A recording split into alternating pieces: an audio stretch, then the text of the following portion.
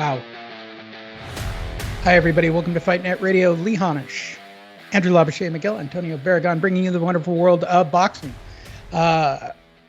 Please follow us at Fight Net Radio on all your media platforms. If you're watching this video, we're going to pick the action up a few rounds later on in the evening when the fight dramatically changes its overtone and moves towards the Lomachenko side of the fence. This was a huge disruption within what is Fight Net Radio last night. Andrew and Miguel going to blows verbally over text. First and foremost, please click like, subscribe, share. We really do appreciate it if you follow us, and we really appreciate all of you.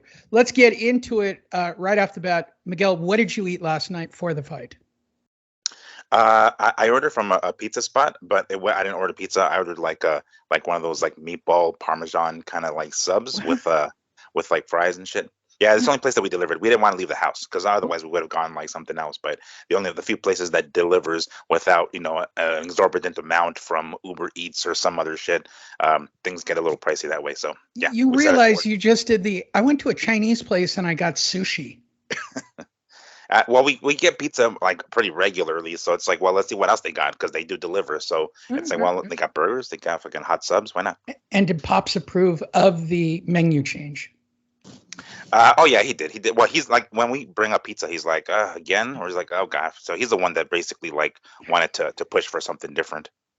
Andrew, I assume you had family and friends over to watch this. What was the food? And if you say carne asada for the second week, I'm going to be disappointed.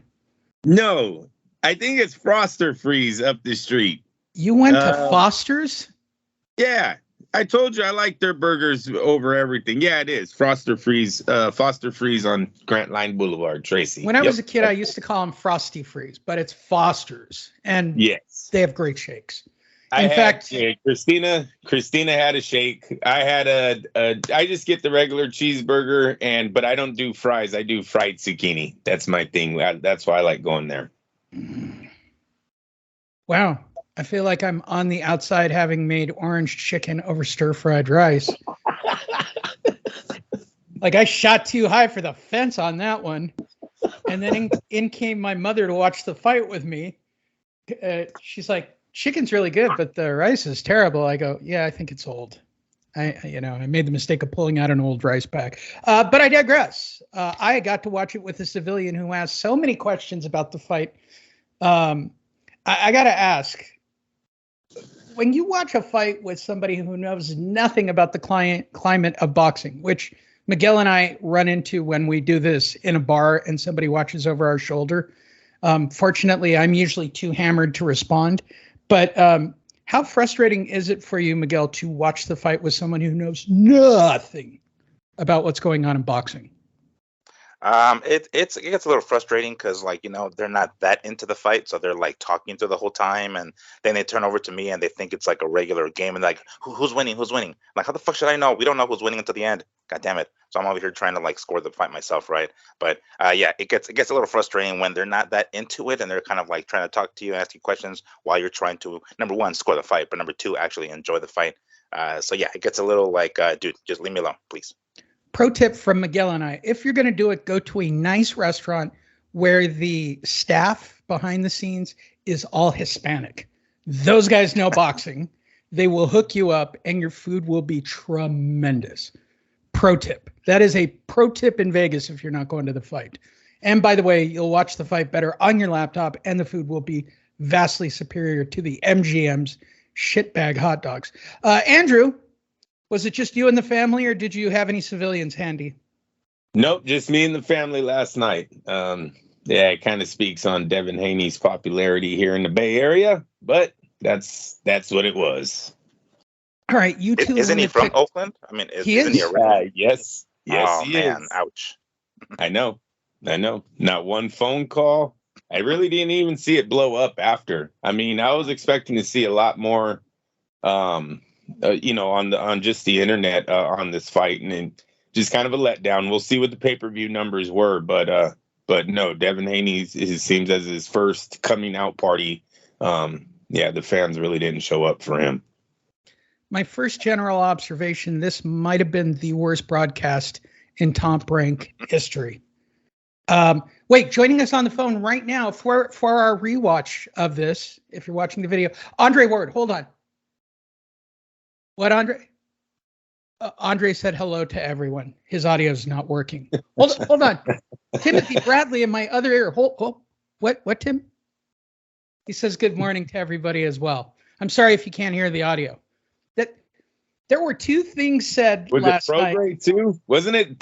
Didn't they interview Progray? No, His microphone dropped Shakur out. was the best. Or Shakur, yeah. Shakur's was by far the best. They did Shakur, and it's like testosterone got mad at him. Was I wrong? Like, he got frustrated. He's like, well, they got frustrated because it was two mics. First, it was that mic that he had that was the headset that wasn't working, and then somebody off kind of camera like handed him a mic, right? And then he grabbed that, and then that didn't work. So and he's then like, the cocaine kicked in on him, and he did a full rage scene. Like, I guess we'll come back to it. My favorite was going to the corner on Lomachenko's side, and you can actually hear the girl say, I can't hear him. Yeah, the interpreter. It's like, I hear nothing. I hear nothing. Oh. And they kept going back to it repeatedly, and it never worked. I mean, when it did, it was very quiet at best. What pissed me off the most was at the end of the night for me, they cut my telecast off like right after the fight. You guys, seriously, after the interviews, I only got about 2 minutes more, and then Sky Sport went all night. No, Lee, they usually do. It usually goes past midnight. They're doing freaking an after show. There's a lot going on after these pay-per-view events close down. Pay-per-view usually carries on. I told Christina, I said I think I'm gonna call because my screen went blue probably 3 times last night during the fights. The audio kept messing up, and then at the end, I was really pissed off that they shut it down before the pay-per-view telecast even closed. You know how the guys usually close out the night? They weren't nowhere near that, and they cut my thing off. They didn't show a replay. I didn't record it. You know how when you order it, it says record and order? I skipped that part because I needed to make room. I thought I needed room, so I didn't want to do all that right then and there. So I said, fuck it, I'll record the replay. They never showed me a replay. I was like, what the fuck? And then now I don't even have the fight. Now I'll never do that again. I blew that one. But hilariously, wait, here's a fun fact for everybody. You're saying that my free stream was better than your paid view. Yes. Yeah. Well, I'm saying that I was very upset that the pay-per-view telecast shut off right after the fight. They usually don't do that. It goes on for maybe a half an hour. Oh my God. They followed Haney out of the ring, who scurried out of there when Shakur showed up. Oh, there was all kinds of shit going on. I know. Lomachenko having the breakdown an of emotional Lomachenko. breakdown. Oh. The breakdown behind, ESPN was just wetting their pants on that one. They finally got their athlete to break down. They love that shit. So they were all over that, but I didn't get to see that live. I had to watch that on the highlight. That was it was just a bad night. It was a bad night for the telecast. Somebody got fired today. Somebody had to have gotten fired on it. But, well, let's get to the other observation. Bad night for Dave Moretti too, maybe, huh? Yeah, you think. The other observation, did anybody notice that they've now swapped out Top Rank's outfits? Oh, yeah. Or am I the only one who noticed that? No, they did that on the Me Too. Or are you saying they went back to... No, they're gold. Oh, I see what you're saying. Okay. Yeah, they actually had... they went to full new outfits on the girls. Of course I noticed. It's my job. They went from the stupid teal color with the belts. They got rid of the belts because the belts get stuck in the ring ropes. We did a behind the scenes on that one. To now they're in gold with like white stars. Same tops, basically. Anything to push those little puppies out of those 4 girls. All right. Those are my general observation. And the biggest observation of all, Miguel, was it a high-level fight? Yes. If we were playing a drinking game, I'd be hungover as shit this morning. I would By be round hungover 6. this morning. Now, we Not should have only just kept rolling with it, you guys. I think all of us need to describe it as just a high level. There's everything. No, it was a high level fight, Andrew. All night, it was high level. In fact, while I was putting together today's show, I thought about just calling it high level. it was the highest of the levels. It was the highest. It's the highest of the levels. Look, I'm a substantial alcoholic, and if high level was the drinking game for the evening, I am telling you, I'm not making. You could do overs and unders at about round 3 or 4, the number of times that high level came up from this. They teased it at the beginning. Fortunately, the mics didn't work. But once that thing started to roll, what got into them between Andre and Tim? Like, they all had it in their head. Hey, those are two technical fighters, right? They're watching some impressive. At a high level. You know, they're a little amazed. Yeah, they're a little at all out. It's not like they were lying. It certainly was high level. It's just that they couldn't keep that damn phrase out of their mouth long enough in between rounds. But I mean, not that they were lying, because it certainly was that. But sheesh, can we tone it down a little bit on the commentary? And before I turn it over to you guys, the other observation: what was that goddamn Max Kellerman rant that he did before the fight? Listen, this is a classic fight where you've got the smaller, faster guy against the bigger, big guy. So when the smaller, small guy has the boxing skill that he has, the smaller, small guy, he said it just like this. I'm not making it up. Please go back and watch this. Then there's the bigger, big guy who's got the classic reach. If he has the speed to match the bigger, big guy, at which point I went, oh my God, he went full Jim Lampley. He went full Jim Lampley. It's borderline Larry Merchant. Like he was doing one of those. Like he was calling upon, the great spirit of Merchant and Lampley to come up with this crazy rant that somebody in his ear, listen, I pay you money. Say something profound, asshole. Right? And that's what he came up with on the draw, which took us back to, it's a high level fight. And there you go. Other than that, yes, Fight Net Radio is at odds. Miguel and I both see this as a close fight, but for Lomachenko, Miguel's a little more delusional, giving him actually a couple more rounds than even I would. Andrew, on the other hand, is all the way on the other end of the spectrum and believes, like Dave Moretti, that this is a lopsided. I'll throw your ass under the bus. Haney won the fight. Yes. This fight was decided by about 2 rounds either way. I suggest, if you're enjoying watching this video, go back. Somehow this is all over YouTube. It's shocking how all over YouTube this fight is. But I'll start with you, Miguel. Impressions of this high-level fight. Well, in case anybody hasn't already mentioned it, this was a high-level fight. So in case, just throw that in there one more time. So I saw a couple of videos today after, this morning as I was getting up and trying to log in here, of Shakur Stevenson actually agreeing with my scorecard. So at least I got someone vouching for my fucking card. I had it 8-4 for Loma. A couple of swing rounds, I will say that, right? Particularly that first round. A couple of rounds, like you mentioned, Lee, you can go back and forth on a couple of the rounds. And I have, a draw or even like a split for Haney. So I kind of, speaking of rants, if you guys recall, or I don't know if you saw Andrew, but they basically went, the broadcast team went on a rant about how immediately everybody and their mom start calling shit robberies, right? When the guy that they doesn't win, the guy that they want to win doesn't win, even though if it's a close fight. And they kind of sounded like little bitches, basically, like ranting about this, because really the only people that talk about robberies are fucking fans, really. It's like, come on, you can only give up so much of a shit about what fans have to say about the fights like that. When the guy that they want to win doesn't win, they go to that robbery fucking, phrase. And it's like, all right, enough, we blow them off. We don't pay attention to them. But apparently they felt like giving them some airtime, and they're talking about fans. And they said people, but I'm sure they were speaking about fans in particular, talking about this fight being a robbery. Obviously it wasn't, right, because it was a close fight nonetheless, but they seemed to needed to bring that to our attention for some reason. Anyway, so it seemed like the person who had the least to say was Bradley. Either he just didn't have much to say, or if everyone else was talking over him and didn't even let him get a word in. But I did have it, 8-4 again with a couple of swing rounds for Lomachenko.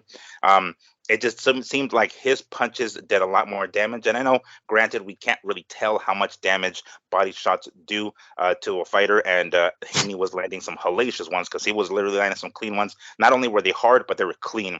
Like they were flush as fuck. They were not grazing or anything like that. But, you know, when those punches land, he's trying to bank some rounds, right? And he's trying to basically these body shots are supposed to come in handy later on in the fight, and they kind of weren't, because later on in the fight it was Lomachenko that was actually coming on. So I question how good those body shots were. I'm sure he felt them, but you know, he put on a poker face and made sure that, you know, he couldn't tell. So I mean, yes, I would have. But after the fight, I was thinking, like, damn, body shots really could have worked for either one of these guys, you know, because the rumor was that Haney had behind the scenes had a couple of tries to make weight, you know, and he kind of struggled a little bit. That was like the rumor, at least. So body shots for Loma would have helped. And then, of course, we have always mentioned before, you know, at this age, Lomachenko taking body shots was a little bit harder. So, you know, Haney went that direction. So body shots would have worked for either one of those guys. But a couple of takeaways that I had here. Bottom line, Haney won, right? We can dispute it left and right, but in the record books, it's going to go down as a victory for Devin Haney. I was not a fan of Haney because, you know, he kind of, in a weird roundabout way, became the undisputed champ, right, by beating Kambosos. We didn't see him fight any of the other guys like Tank or Ryan when they're at 135, or fucking even Teofimo. Really, it wasn't from lack of trying. It was just, you know, that's the way it turned out. Well, he basically like squashed all of that doubt with the victory yesterday. Granted, it might not have been convincing to me, but the bottom line is he won. He beat Lomachenko, who was at one time, you know, the man at 135. He beat the guy who was the man at 135 before Loma, which is Linares. And then he beat Kambosos, where he got the belt off of. The only person that he didn't beat was Teofimo, because he's no longer 135. So he basically beat the last, you know, 3 of the last 4 guys who were the man at 135. You can't dispute it anymore. Devin Haney is the real deal. It was a close fight. He got the victory. Not to my, you know, liking, but the bottom line is he's got all those guys in his in the win column for him, and that's significant. He is the man at 135, no doubt. That was good and coherent, and you didn't have to hit your wife and possibly jeopardize your career with Disney. I turn to you, Andrew. Your impressions of the fight. It was an excellent fight last night. Look, this is twice in Lomachenko's big fights. He's given up the 12th round, and I don't know why more people aren't talking about that. In the Teofimo Lopez fight, all 3 judges gave Lopez a 12th round. And I believe if you go back to our audio, we literally talk about the reason why we weren't upset that night about that decision was because Lomachenko gave up that 12th round. And these big fights, and these fights that, you know, these judges are probably keeping it close because everyone's scrutinizing everything nowadays. That 12th round is going to be huge, fucking huge. That could be the swing round from a draw to a 7-6. And that's what we've seen on these scorecards. Forget Dave Moretti. Fuck his, which was only one other more point given. Now everyone wants to cancel him. One more point. 116, 112. Everyone's ready to throw him over a cliff. But the 115, 113 twice, it's a legit score, man. That 12th round was big. I could not believe what I was watching when I seen Lomachenko again failing in the final round of this fight. This is Teofimo Lopez all over again. You know what? First half of the fight, yeah, it's not exciting. The champ, you got to remember, in both fights, Lopez and Haney are the champ. They are not the challengers. They're defending their title. They ain't being dominated. They're throwing jabs, body shots, keeping them outside, limiting his offensive power. You know, you don't hear him talking about angles and all this other shit. They're winning rounds. They're stacking rounds up early. Then when Lomachenko finally goes, oh, okay, I got to bring it. Now it's round 7. Here I come. Round 8. Here I come. Yeah, he won 3 rounds in a row, maybe 4 rounds in a row. Maybe the 11th round is the hardest round in any of the fights or any of the fight. But he never gets a point. He never dominates to the point where anybody's arguing that should have been a 2-point round, even though the man Haney doesn't go down. So it's a 1-point fight. It's a 1 point every time you win a round.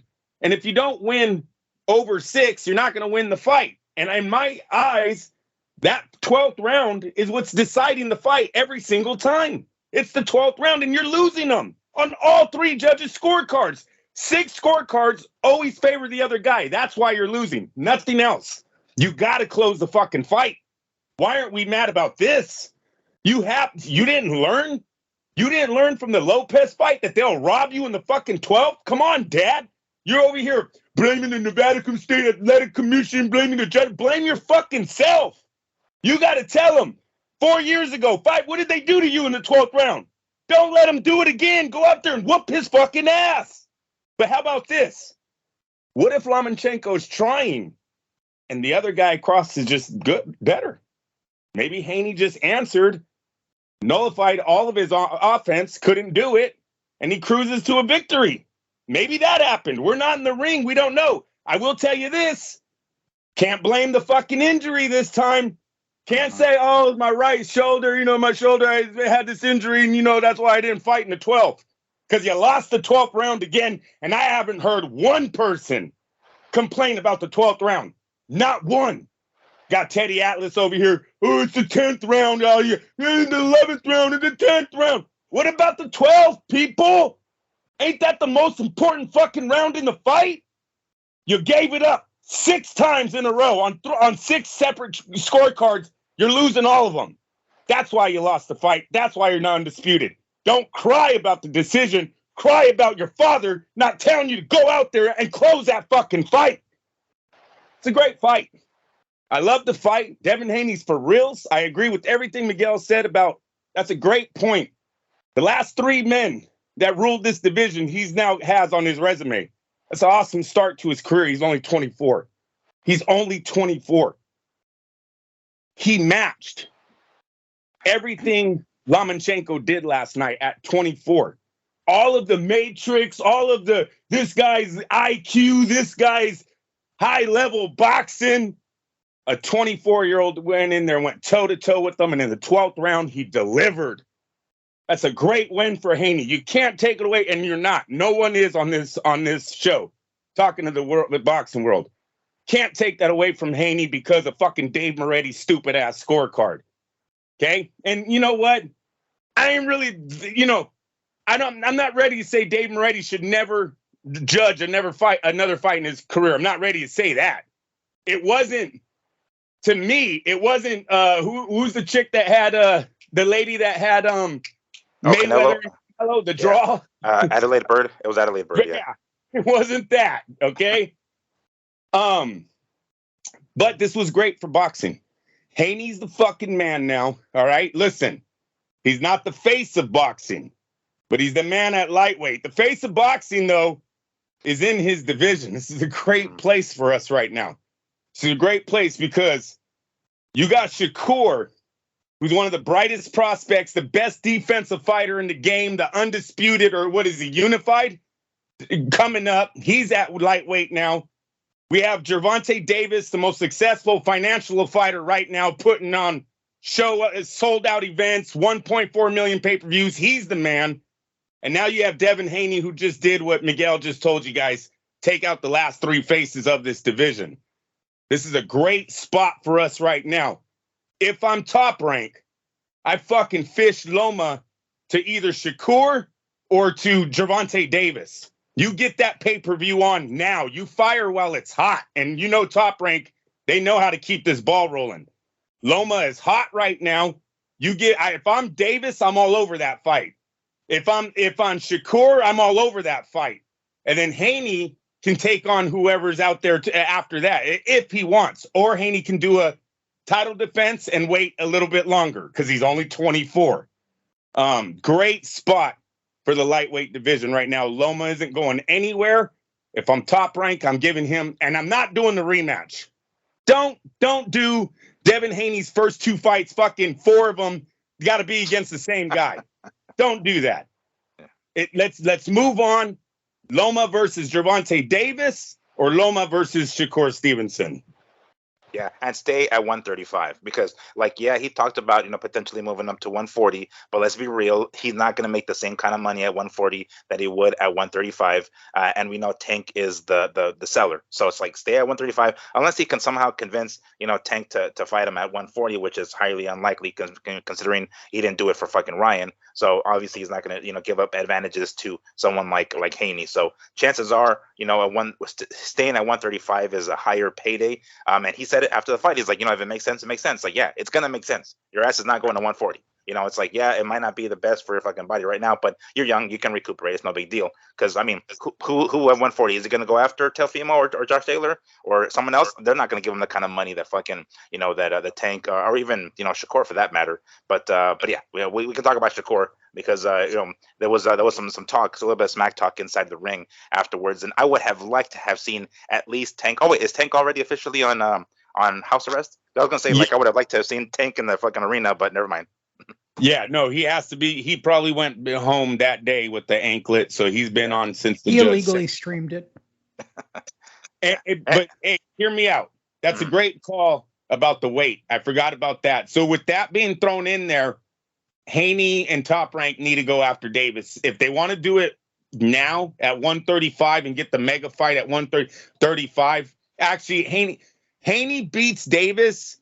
Yeah, it's legendary stuff we're talking about going into the junior welterweight division for him. He's in a place where a lot of fighters haven't been at the start. We're talking 25 years of age. He would have these many guys under his resume going into his only second division. Pretty fucking good. So yeah. Then Shakur versus Loma is just an excellent fight. I mean, Shakur can't be mad at that matchup. Now, I don't know if it's pay-per-view, but ESPN, the views would be through the roof. That the thing right now about all of this, they have ESPN to put their fights, their non-unification matches. Like Devin Haney's next fight doesn't have to be on pay-per-view. You could put that on top ESPN now. Believe me, I think everyone's all in on Devin Haney now. Devin Haney, he's in the right position. He's with the right promotional company. Yes, whatchamacallit's going to claim he's the A side, but let ESPN work with Devin Haney. This fight is going to be huge. Haney versus Gervonta Davis. It looks like we have a mega fight happening. I can only imagine what these front rows are going to be because, listen, Devin didn't have it last night. That was a pro Lomachenko crowd. You didn't see them go off into the audience and show too many Devin Haney supporters. You didn't see them going into Devin Haney's locker room and being like, oh, look who came to see Devin Haney tonight and shaking hands, doing pictures. None of that.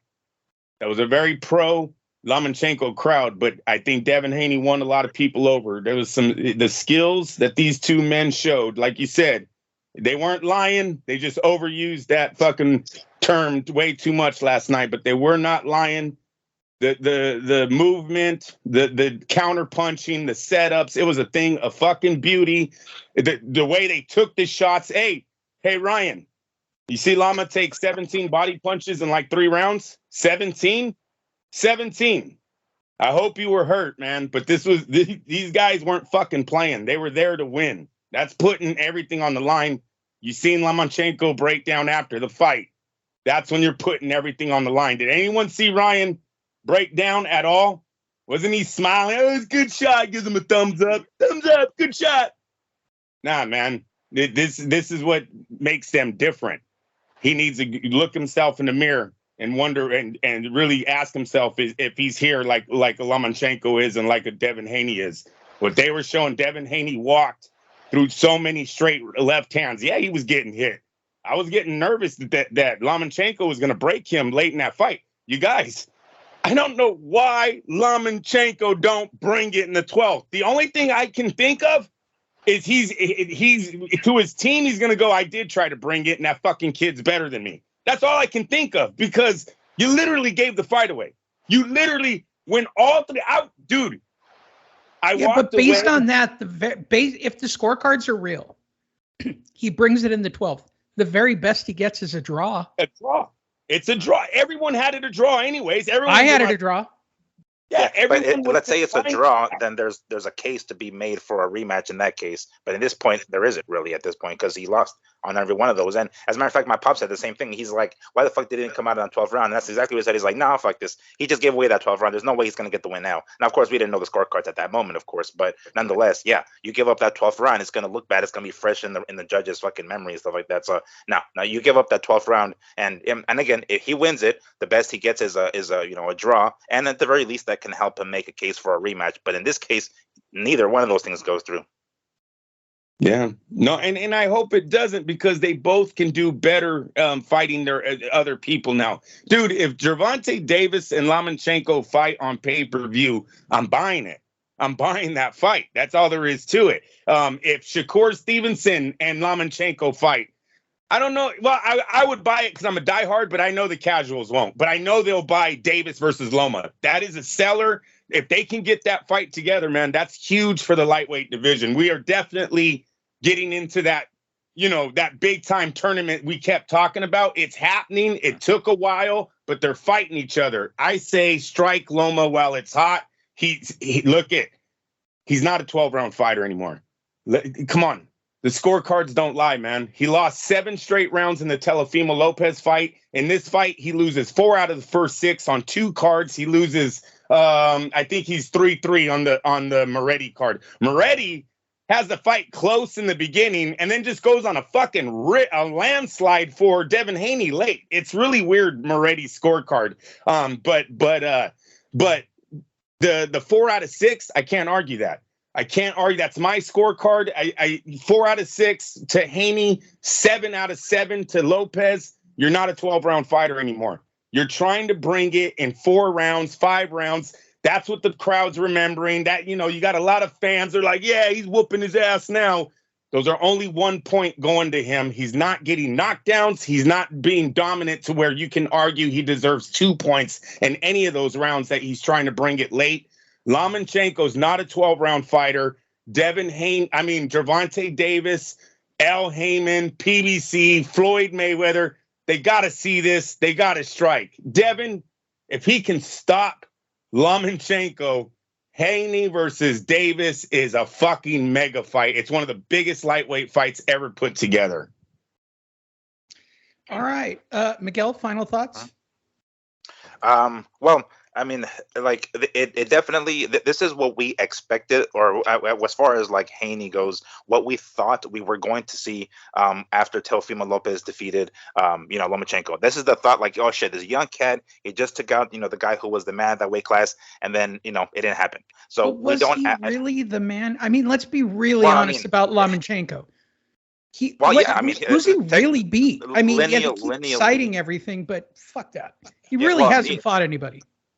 I mean, lineally, if you want to call it that, he still beat Linares for the title. So it's like he beat the guy who was the man. Basically, that makes him the man. And unless he moves up to a different class or goes back to his other class, he's going to stay in that weight class, and that makes him the man. So yeah, it's the lineal title that went through him, and that's what we were expecting, or we're hoping maybe that that was going to take place. And here's the thing: we thought, like, when we first thought about Teofimo and Gervonta and Ryan, like, did we even mention Devin? Devin wasn't even in the picture at that point, and it wasn't until like later on that we're like, oh shit, Devin kind of comes out of nowhere. But it's like now we're seeing him. It's almost like like Andre Ward in the Super Six. Like nobody was kind of, everybody was looking at someone else, fucking Jermaine Taylor and all those other guys who was like more experienced and more of a name during the Super Six, and then Ward comes in and completely mops the floor with those guys. Like that's pretty much what Devin Haney did here. So yeah, if there's something, I don't know.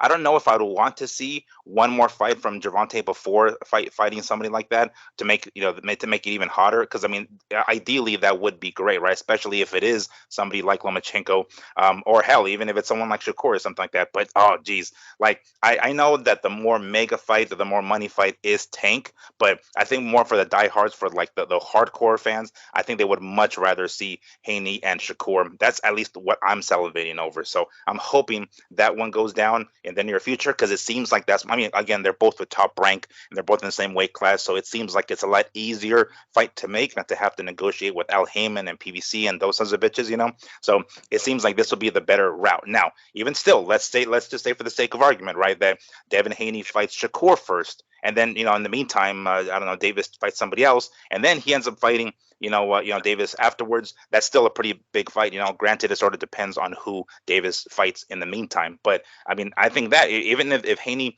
fights Shakur first, beats him, let's say if he beats him, I mean, Shakur might end up being the fucking monkey wrench, really. But nonetheless, seeing that go that way too is still like a mega fight if Haney gets past Shakur, if that fight even takes place, because reasonably thinking, that's most likely the next stop for Haney, maybe a title defense on some sort of mandatory title defense or something like that, and then Shakur. For me, Miguel, I talked about this last night. What I think is going to hold up the Shakur fight is the finances. Who's going to back this thing? Neither of these fighters really have a fan base.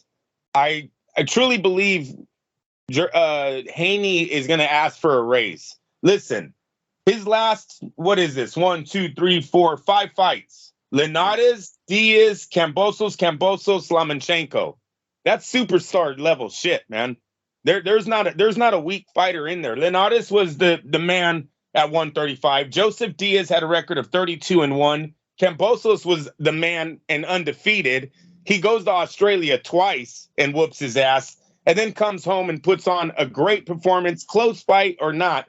Great performance against Lomachenko. It really cements himself in the sport at 24 years old, being one of the biggest star prospects coming up in America. He's going to ask for a raise. So Top Rank's where are they going to get this money from? Unfortunately, I just don't think Shakur's there yet. He's too young. I know the Valdez was a great fight. I do. But he just financially doesn't seem like he is there to give Devin Haney what Devin Haney deserves.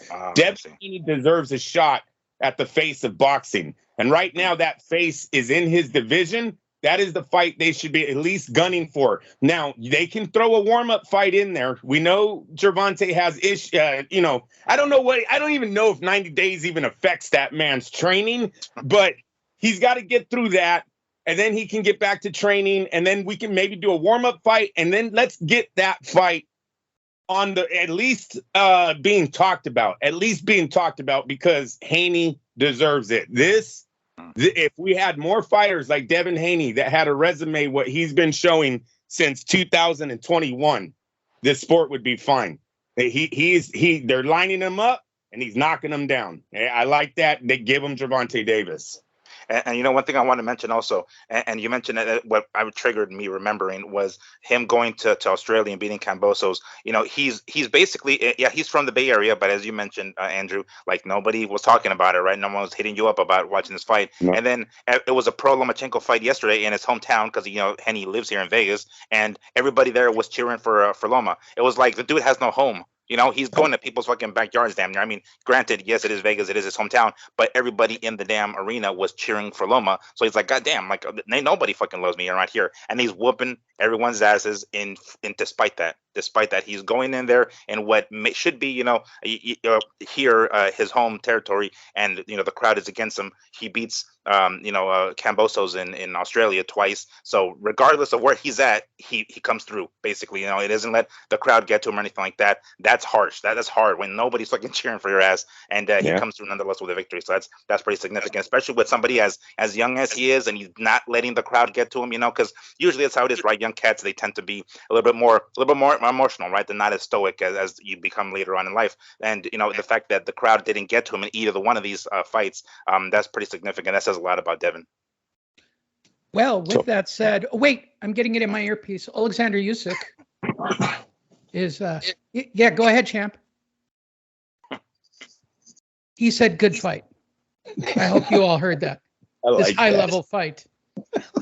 Check us out at FightNet Radio. Check out the news from this week. If you're watching the video, there's a complete news segment. We'll go through all the stories. We'll talk about the rest of the evening on that particular show. We appreciate all of you. We really do appreciate what's happening on Facebook. Really, really, really, really do. So check us out. Click like, follow, subscribe, whatever it is you do. Smash it. As Miguel would say, he's allowed to. He's of the appropriate age. Not really. He still says BFF.